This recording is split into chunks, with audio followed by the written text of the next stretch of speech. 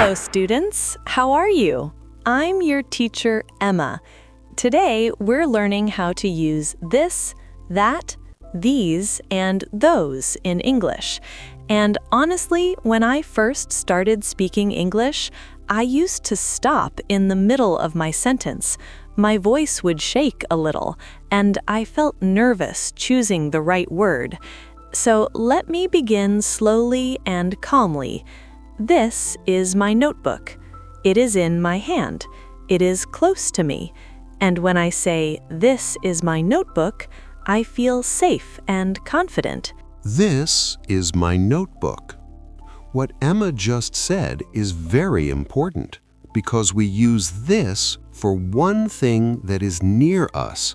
And when something is close, your brain feels relaxed. So remember, near and one thing always means this. Now I move the notebook away and put it on the table, and I point at it and say, "That is my notebook." And earlier, this pause used to scare me, but now it feels normal. Exactly. And that pause is completely natural because that is used for one thing that is far from you. So when distance changes, the word changes and your English sounds more natural. In real life, when I go shopping, I say, "This shirt is nice," when I touch it. But when I look at another shirt far away, I say, "That shirt is expensive." And before, I used to mix them and feel embarrassed. And many learners feel that embarrassment. But once you connect the word with distance, fear slowly disappears. One thing near is this, one thing far is that. Now let me talk about many things. I hold some papers and say, "These are my documents," and I feel more confident than before. These are my documents. And here we use these because there is more than one thing and they are close to you, maybe in your hand or on your desk. Earlier, I used to say, "This documents," and when people corrected me, my face felt hot. But now I understand why it was wrong. That feeling is part of learning, and knowledge removes fear.